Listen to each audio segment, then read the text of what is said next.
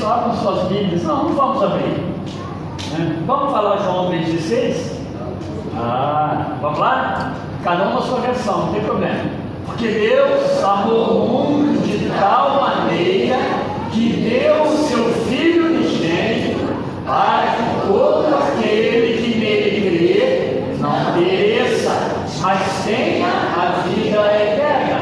Então pode abrir, está aberto em João 3,16, que vai ser o texto que nós vamos meditar nessa noite, com muita alegria no coração, sempre devedor a Deus, porque nós não somos servos úteis se Deus não nos usar com a graça e a misericórdia dele para pregar a palavra dele. Pela manhã, o pastor Fábio nos trouxe, dentro desse tema do advento, que nós planejamos para esse mês de dezembro.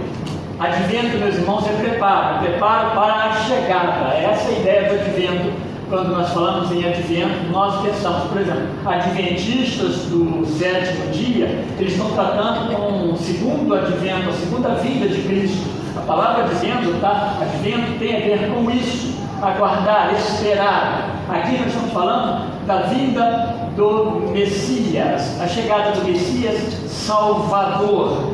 E o pastor Fábio falou de manhã, baseado no que nós já vimos tomado como caminho no presbitério, sobre a promessa, e ele usou o tema, uma promessa primordial.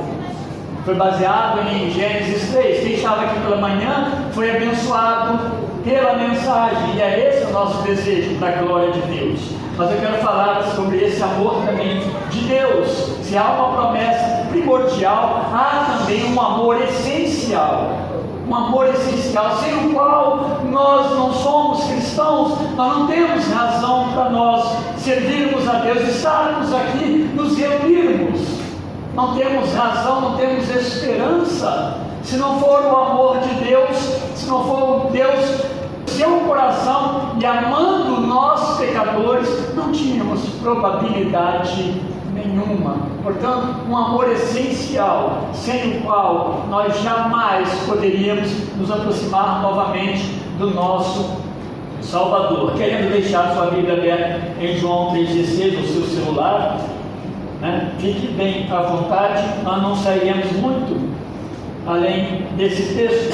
O que eu vou fazer apenas é um apanhado do contexto, para que a gente possa entender. Essa é a grande promessa da Bíblia. Se Gênesis 3,15, ele aponta ali já desde o começo, e ali mostra o grande amor de Deus, quando nós, diante do Senhor, nas pessoas dos nossos pais, Adão e Eva, pecamos contra Deus, desobedecemos, não confiamos na sua providência. Deus imediatamente trouxe a solução para o pecado, mas essa solução já estava no coração de Deus antes dos tempos surgirem, antes das coisas serem formadas, antes de nós sermos criados. Essa é a maravilha de Deus. Esse é o amor essencial que nós não conseguimos imaginar facilmente. Nós temos dificuldade de entender esse amor de Deus, porque nós às vezes medimos o amor de Deus, ou tentamos medir baseado no nosso amor.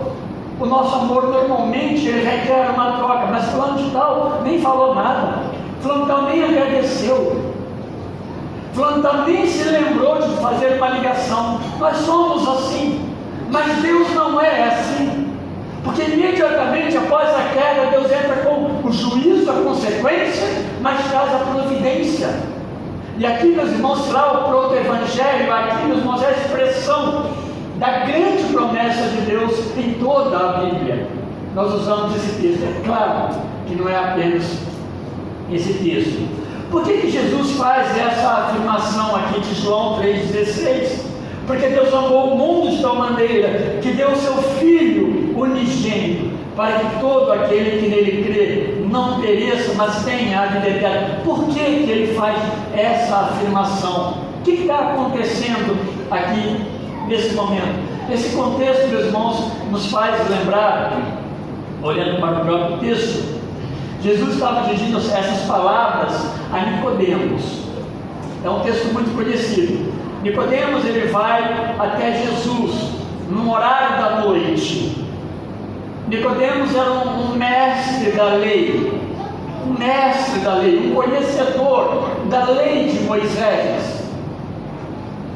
Especificamente, meus irmãos, o livro de Deuteronômio está muito presente quando nós falamos da lei. Mas quando nós falamos da lei também, nós temos que incluir todo o Pentateuco, os 5 primeiros livros da palavra de Deus. Eles tinham isso, irmãos. Nicodemos era um doutor da lei, ele conhecia, ele esmiuçava os ensinamentos de Deus para o seu povo. E ele vai de noite encontrar-se com Jesus. Ele estava temeroso, ele era um líder. Os líderes judaicos daqueles dias, João narra muito bem isso, eles queriam prender Jesus. Eles tinham planos para prender Jesus e matar Jesus. Especialmente quando você chega ali no capítulo 11, após aquele milagre da ressurreição de Lázaro.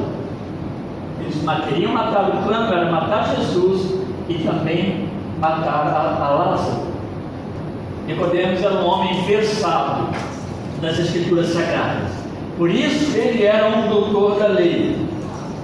Quando ele se encontra com Jesus, naquele momento, naquele horário da noite, ele vai se deparar com verdades que ele ainda não havia conseguido perceber como doutor da lei. Ele começa a receber e perceber através de Jesus coerência, sabedoria, que começa a confrontá-lo com a própria lei que ele ensinava para as pessoas. Aquilo que ele dominava começa também agora a dominá-lo. Jesus então vai surpreender Nicodemos sobre o que? A necessidade de uma pessoa nascer de novo. Esse é o tema central. Precisava nascer de novo. Isso, meus irmãos, é que nós estamos tratando vez por vez aqui na igreja sobre regeneração. Regenerar é você nascer de novo, por isso que é regenerar. Precisa nascer de novo. E agora Nicodemos vai falar com Jesus e fala: olha, eu sei que você é um mestre, porque ninguém faz as coisas que tu fazes se não for de providência de Deus. Jesus já começa de início: é necessário que você nasça de novo, você seja regenerado. E essa é uma obra de Deus no homem, não é uma obra que você pode fazer. Nós não temos contribuição na regeneração, não tem como, por causa do nosso pecado. E essa obra, meus irmãos, é totalmente, plenamente pelo operar do Espírito Santo. Jesus falou isso com Nicodemos no verso 5. É o Espírito que opera isso. É o Espírito que convence você, convence-nos do pecado. É o Espírito que nos mostra que somos pecadores miseráveis. Somos sujos, impróprios para estarmos diante de um Deus santo. Então, Nicodemos, ele vai sair desse encontro com certeza de que ele precisava de nascer de novo. Alguns textos vão nos mostrar que Nicodemos, ele começou a enxergar Jesus de uma forma diferente. Enquanto os outros queriam matá-lo, Nicodemos vai começar a se aproximar de Jesus, até mesmo na sua morte, quando vai ajudar no seu sepultamento com José de Arimateia e daí em diante. E nesse verso 16, Jesus então ele vai falar como esse novo nascimento acontece. É isso que ele está falando aqui. Tá, precisa nascer de novo, é o mover de Deus através do Espírito Santo. Como você precisa fazer? Mas, meus irmãos, o problema é que Nicodemos, ele não incluía na agenda dele como doutor da lei, estudioso de Deus, ele não incluía a sua condição de pecador, porque ele já se via como um homem de Deus, um servo de Deus, um homem justo. E esse era o grande problema deles. De manhã eu disse que quando se celebrou a Páscoa, O sentido da Páscoa era um memorial para que eles nunca esquecessem o grande feito de Deus. Mas mais do que isso, os judeus precisavam levar às outras nações. Quem é esse Deus? O Deus que veio trazer nova vida. Por isso que eu usei aquele texto de João 13, que Jesus, tendo amado os seus, ele amou até o fim, completamente. Enquanto que os judeus, eles recuaram, e eles passaram, eles retiveram Deus para si. Eles não levaram a mensagem de salvação. E nem eles absorveram e entenderam, como Nicodemos aqui não tinha entendido ainda, a mensagem do Evangelho que salva o pecador. Então ele não estava entendendo. Jesus veio, que Deus veio para salvar e trazer o Evangelho às pessoas em todos os lugares do mundo. Então essa condição que é devastadora, que é uma condição de certa forma triste, ela vai se dar, meus irmãos, essa condição do homem pecador, ela vai acontecer quando o homem desobedece.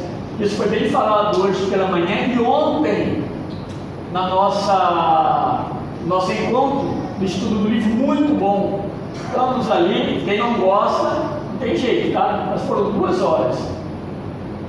Bons bate-papos, crescemos, fomos grandemente abençoados. Mas vai se dar justamente quando desobedece a Deus. E quando come do fruto da árvore, do conhecimento do bem e do mal, que foi falado pela manhã. E claramente, meus irmãos, Adão e Eva não confiando na suficiência de Deus. Está aí um grande problema. Claro que houve desobediência, mas o não confiar que toda a suficiência deles, nós ouvimos bem isso pela manhã, eu estou fazendo questão de repetir, toda a suficiência deles estava plenamente em Deus. Deus lhes era suficiente. Aquele livro Contentamento, ele é ótimo para nós sempre lembrarmos disso. Quando o nosso contentamento não está em Deus, nós somos infelizes. Quando o nosso contentamento ele está em coisas, em nossas realizações, nós somos infelizes. Mas quando está em Deus, meus irmãos, há plena felicidade, há uma felicidade ampla.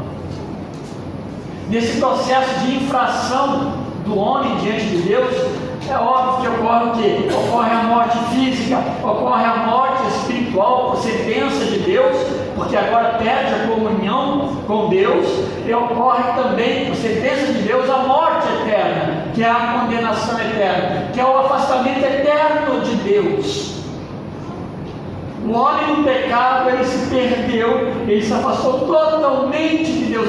Por isso que ele se torna um miserável. Por isso que Efésios 2 ele escreveu como um cadáver. Um cadáver que não tem vida e que não tem reação diante do Senhor. Mas Nicodemos, ele não se via incluído nessa tragédia. Antes de encontrar com Jesus, ele não se achava nesse processo, nessa dependência, ele não era esse homem pecador. Esses homens, esses líderes condenaram muitas pessoas naqueles dias. Condenaram mulheres, em João 8, condenaram homens, porque no julgamento deles essas pessoas não eram dignas do reino de Deus. Mas elas mesmas estavam longe desse amor de Deus. Elas mesmas não compreendiam o grande amor de Deus como Nicodemos.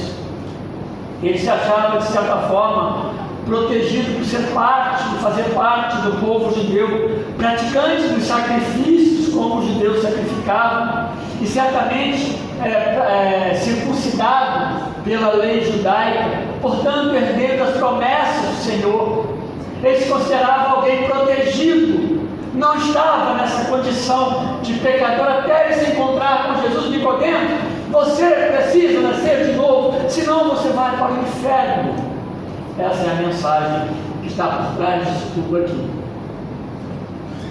Diante então dessa falsa confiança que Nicodemos, na qual Nicodemos, ele se apoiava, e muitas pessoas também, ainda nos nossos dias, o apóstolo Paulo era judeu, ele vai advertir mais adiante lá em Romanos 3,23, um verso que nós conhecemos muito, e que faz bem em nós memorizarmos, guardarmos esse texto, baseado justamente lá na queda, o que aconteceu na queda. Ele diz o seguinte: todos pecaram e afastados, e destituídos estão da glória de Deus. Não há ninguém que esteja na presença de Deus se Deus não tomar providência para que isso aconteça. Ele começa o capítulo 3 falando, a partir do verso 9, que não há um justo nenhum sequer, todos se desviaram, judeu e gentio, todos estão sob a égide, sob a direção, sob o poder do maligno e do pecado, todos estão condenados. Mas Paulo, ainda no capítulo 3, ele extingue qualquer possibilidade de alguma vantagem por parte de alguém ser judeu. No verso 1 e 9, então, no capítulo 3, ele diz assim: qual, pois, é a vantagem do judeu? A conclusão que ele vai chegar. Ou, qual a utilidade da circuncisão? Olha o que ele diz: não tem valor nenhum diante de Deus. Aliás, o tempo todo, a circuncisão era uma marca de Deus manda fazer para chamar um povo de seu povo, mas muito mais do que a circuncisão era a obediência a Deus, era o olhar para Deus como Senhor, e não para a circuncisão como uma marca que talvez o pensamento deles pudesse colocá-los no reino de Deus. Jamais ela poderia colocá-los no reino de Deus. Então ele diz: não há vantagem nenhuma, de forma nenhuma há vantagem. E ele diz mais: pois já temos demonstrado que todos, tanto judeus como gregos, estão debaixo do pecado.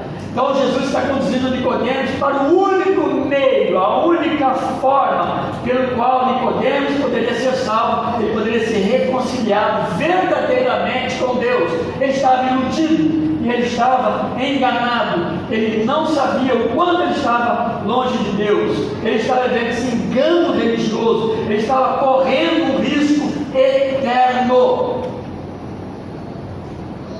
Uma coisa é você correr um risco no negócio que você faz aqui, a outra coisa é você saber que sem Jesus você vai para o inferno eternamente. Isso não é brincadeira. E Nicodemos, ele sai não com a pulga só atrás da orelha, porque esse é o sentido do ditado, mas cheio de pulgas, porque ele sai coçando a cabeça. Verdadeiramente esse homem é sábio e ele tem parte com Deus. Então, vivendo esse engano, e ele, como doutor da lei, ele não havia entendido esse único plano, essa única forma de reconciliação, de trazer o homem pecador para junto de Deus. Ele não enxergava isso. Para nós parece simples, mas quantas pessoas olham para isso e elas negam Deus, e elas serão condenadas eternamente se não houver arrependimento.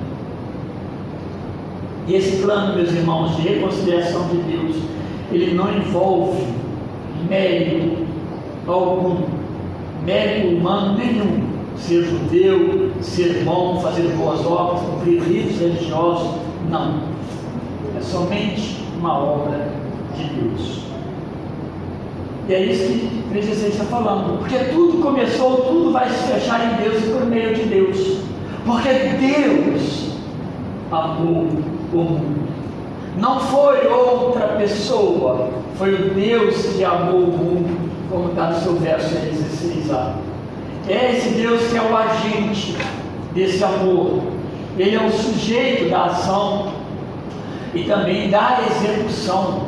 Deus está por trás disso tudo. É Ele quem amou, e antes de todas as coisas existirem, Ele amou o mundo, Ele amou eu, amou você. Costumamos viver o mundo nos nossos dias com amor que vem e vão. Os casamentos muitas vezes são assim: eu deixei de amar, fulano de tal não me ama mais, como que se o amor fosse a base de sustentação de um casamento. não se assustem, mas não é o amor seu e o amor dele, o amor dela que sustenta o casamento. É o seu temor a Deus. É a sua dependência de Deus que sustenta o casamento. Nunca esqueçamos disso, meus irmãos. Por depender do amor do outro ou da outra, muitos casais encerram o casamento e dizem assim: olha, parou de me amar, ou eu não amo mais. É o amor de Deus que nos sustenta, que nos permite se amar e cuidar do outro. Mas sem o amor de Deus é impossível. Então Deus é esse agente. Deus é o que criou todas as coisas. Deus é quem fez o homem e a mulher, a razão e o objeto dessa tão grande salvação, desse tão grande amor. Ele fez tudo de maneira perfeita. E Ele fez o ser humano sem pecado. É assim que Deus agiu. Deus agiu com amor desde a criação. Não foi depois da queda. O amor de Deus é um amor eterno. É um amor pré-existente. Ele não aconteceu no percurso da vida ou da existência de Deus. Aliás, Deus é pré-existente. Deus sempre existiu. Então, Ele faz tudo perfeito. E Ele deseja receber de sua criação toda a adoração. Os céus proclamam a glória de Deus. E o firmamento anuncia as obras da sua mão, como Salmo 19:1. Porque tudo pertence a Ele. Salmo 24: o Senhor é a terra e tudo o que nela há, o mundo e os que nele habitam, tudo é de Deus. Ele ama a sua criação. Ele ama o homem e a mulher. Meus irmãos, às vezes as pessoas, os próprios crentes, não conseguem compreender a profundidade desse amor, que vamos falar aqui também.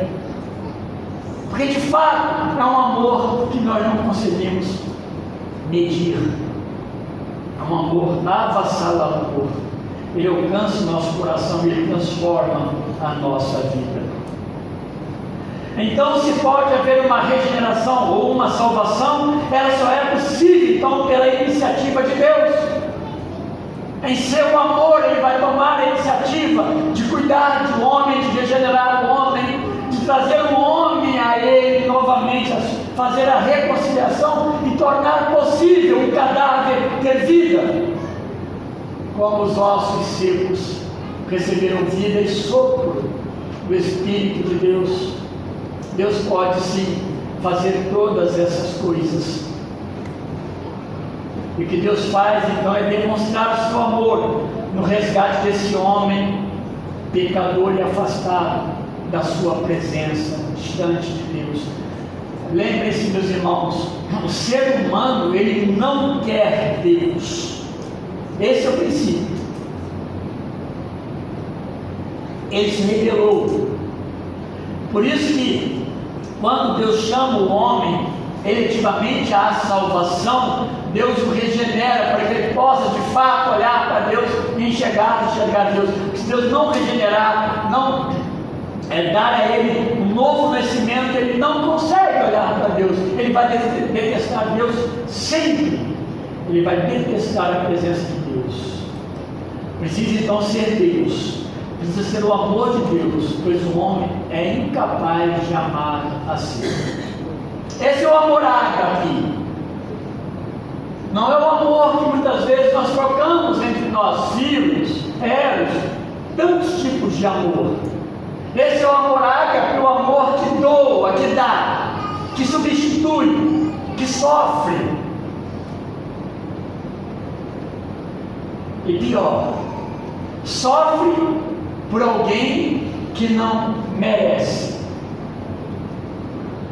Será que nós conseguimos olhar para Deus então e começar a compreender o tamanho e a grandeza desse amor? Esse Deus que um dia nós vamos encontrar para todo sempre, na vida eterna. O homem não pode, precisava ser Deus, porque o pecado ele atingiu todas as esferas do caráter do homem, a sua moralidade. É como que atingir a coluna vertebral de uma pessoa, atingir de maneira que ela fique impossibilitada de fazer as coisas que ela fazia normalmente. É assim o homem. Ele nunca vai ter um amor perfeito e uma ação perfeita se Deus não amá-lo e não ir ao encontro e trazê-lo de volta para si, porque o pecado nos atingiu. Esse homem ele se encontra morto nos seus pecados, nos seus delitos, ele se encontra inativo no seu desejo por salvação. Quantas pessoas nós conhecemos que não desejam Deus, que ignoram Deus, porque de fato elas não querem Deus no seu coração, elas não reconhecem o amor de Deus? São muitas pessoas. Ele não consegue, essa pessoa, amar a Deus e nem amar como Deus ama, porque é pecador, porque espera sempre um retorno ou uma recompensa. O cuidado do homem exige troca. Não acho que você seja diferente. Nós somos assim, ainda que agora redimidos, transformados. Nós somos ambiciosos. Nós queremos algo em troca. Nós queremos que alguém nos reconheça. Nós queremos fazer e alguém olha, ele fez. É assim. A igreja, a gente vai aprendendo, meus irmãos, que a verdadeira conversão e transformação nos esconde cada vez mais para que Cristo apareça em coisas pequenas e coisas que possam ser grandes, como João Batista disse. A gente traz muitos costumes e nós colocamos esses costumes nas nossas liturgias cristãs como fundamentais para a vida da igreja, que não são muitas vezes. Recentemente nós colocamos os gasofilaços lá atrás. Os gasofilaços não conhecem as ofertas. Não colocamos lá atrás por nada, a não ser de certa forma facilitar mesmo o acesso dos irmãos, e tiramos os envelopes. É porque nós não queremos oferta? Não.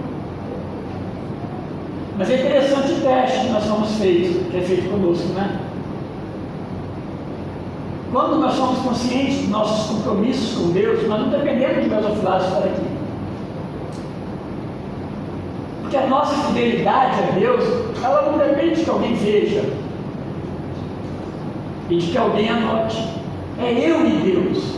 É a satisfação que eu tenho quando eu estou cumprindo a vontade de Deus em todas as suas esferas e exigências. É isso que tem que me satisfazer. Esse meu contentamento em saber que o Senhor Deus é que está olhando e cuidando de mim deve ser suficiente. Eu falei algo simples.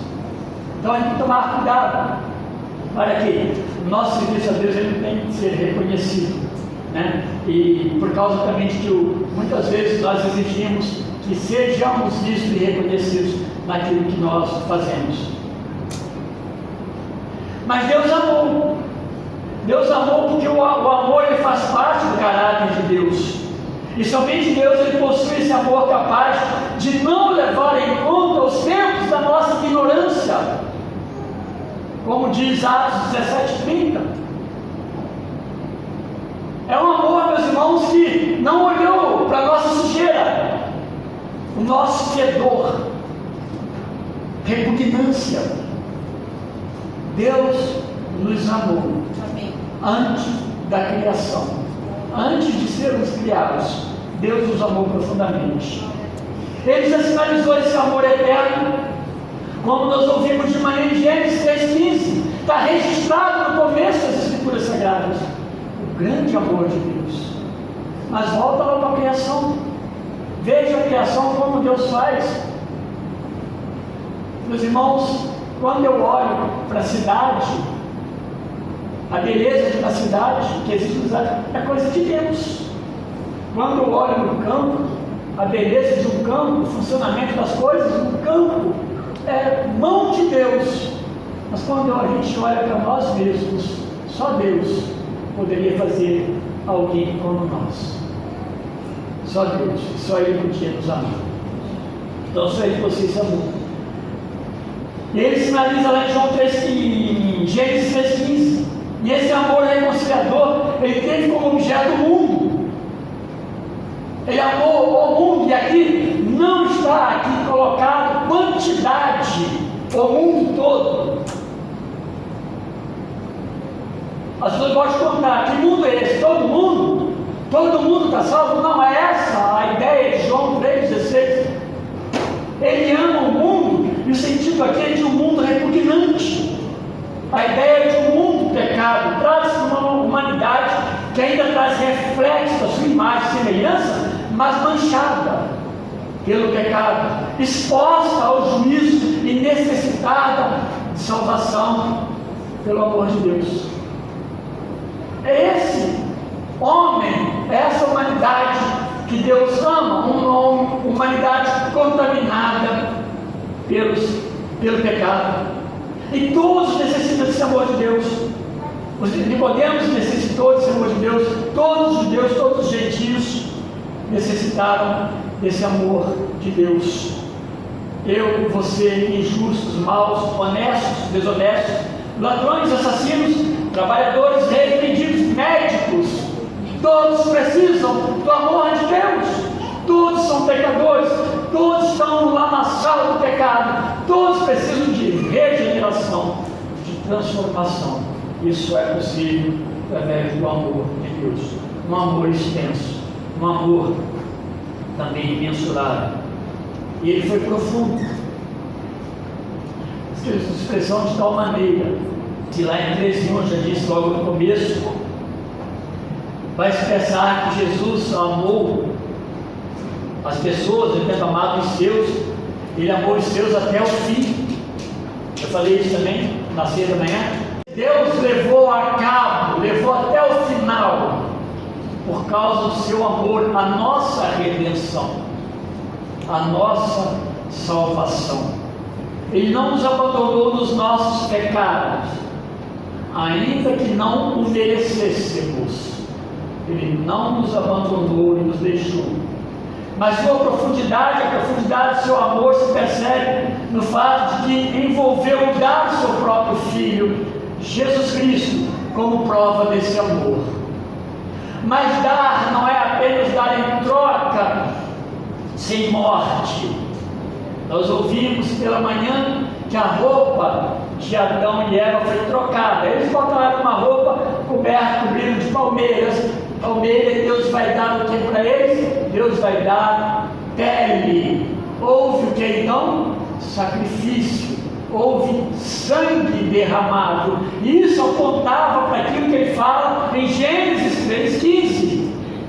O esmagamento da cabeça da serpente por Cristo, filho da mulher, descendente da mulher. Esse amor profundo ele se mostrou na encarnação prometida, e ela foi efetivada pelo poder do Espírito Santo no ventre de Maria. Deus vem ao mundo em Cristo. Deus se faz homem como um de nós e sem pecado. E esse anjo ele anuncia que ela daria à luz o Salvador do mundo, lá em Mateus 21. Então, meus irmãos, o melhor que Deus tinha para nos dar, Ele nos deu. Deus não tem nenhuma dívida conosco. Esse amor profundo de Deus, ele se evidenciou na contínua humilhação do Filho. Ele é humilhado diante dos homens, e ele prossegue até a cruz, e ele é sepultado. E aí a ideia da cruz, por exemplo, é tornar-se maldito de Deus. O Filho é tornado maldito de Deus por causa de nós. Então, consegue imaginar o tamanho desse amor para nós que não merecíamos, quando Deus faz o seu Filho maldito? Deuteronômio 21:13 ele afirma que o que for pendurado no madeiro é maldito de Deus. E aí Gálatas vai afirmar isso também. Paulo vai afirmar em Gálatas, dizendo que Cristo nos resgatou da maldição da lei, fazendo-se Ele próprio maldição em nosso lugar. Que amor, meus irmãos, poderia ir tão longe assim? Que amor poderia ser tão profundo e chegar nos limites que nós nem imaginamos? Que amor é esse? E ele foi oferecido a ofensores, como eu e como você. Sim, Jesus Cristo foi o presente dado por Deus ao mundo. Ele amou o mundo e nos presenteou com Jesus Cristo. Na primeira carta, nós lemos agora na introdução, André leu, lá em 1 João 4,10, ele confia nesse amor capaz de dar a vida substitutivamente. Lá diz: nisso consiste o amor, não em que nós tenhamos amado a Deus, mas em que Ele nos amou e enviou o seu Filho como propiciação pelos nossos pecados. Pagou e nos libertou de toda a dívida. Ele explica, Jesus explica nessa palavra aqui de João 3,16 o propósito desse amor, para que todo aquele que nele crê não pereça, mas tenha a vida eterna. A maravilha, meus irmãos, é que a palavra de Deus, ela se concorda, ela não se diverge. Quando João, o autor do Evangelho, ele fala dos milagres, ele fala que os milagres eles foram mostrados, eles foram evidenciados por João, escritos por João e feitos, obviamente, por Jesus, né? Primeiramente feitos por Jesus, para que as pessoas vissem.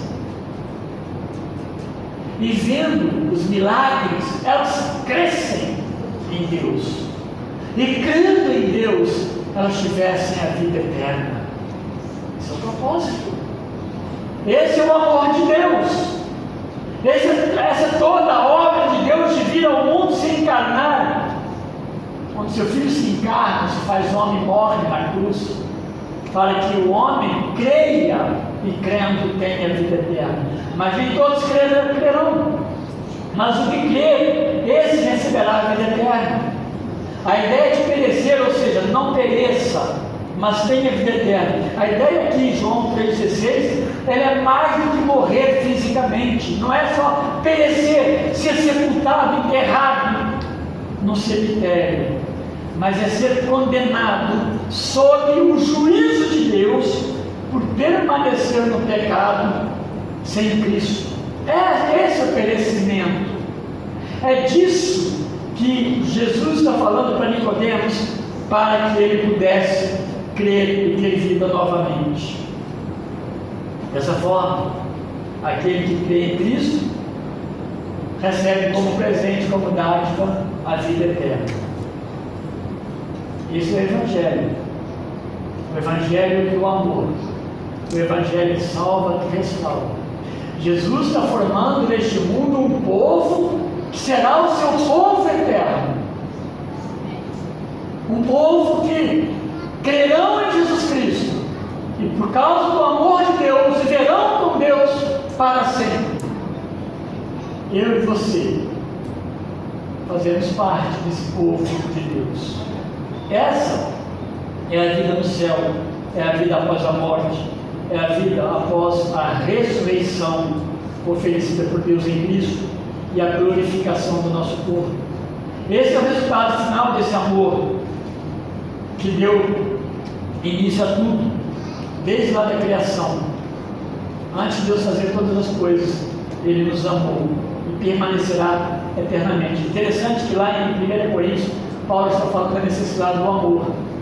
Isso é moral que ele está falando.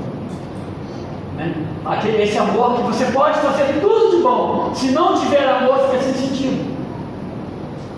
Isso é interessante, porque ele está falando conosco como cristãos. Mas ele termina dizendo: agora, pois, permanece a fé, permanece a esperança e o amor, esses três. Porém, o maior destes é o amor, porque é o amor que move o coração. É o amor de Deus que permitiu que Deus nos alcançasse, sendo nós perdidos, pecadores. Para muitos isso não faz sentido, para muitos isso não tem importância, mas nós estamos falando de coisas eternas. A Bíblia está falando de coisas eternas, faz todo sentido sim.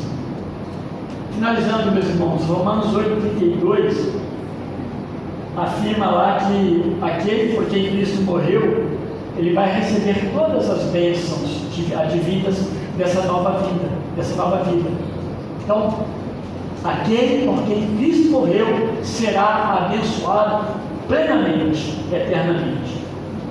Ele diz lá assim: aquele que não poupou o seu próprio filho, antes por todos nós o entregou, porventura não nos dará graciosamente com ele todas as coisas? Aqueles que são amados de Deus e amam a Deus por causa disso, recebem todos os benefícios e cuidados de Deus. É assim a minha vida, e é assim a sua vida. Eu tenho certeza que você que é servo de Deus já encontrou isso, já viu esse amor de Deus plenamente na sua vida, por mais difícil que as coisas em alguns momentos possam ser. O amor de Deus permanece. O amor de Deus, ele é restaurador.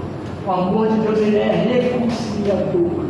Meus irmãos, sem Deus nós não conseguimos amar uns aos outros. Sem Deus a igreja não subsiste. Sem esse amor de Deus não há verdadeira transformação e tudo passa a ser uma farsa.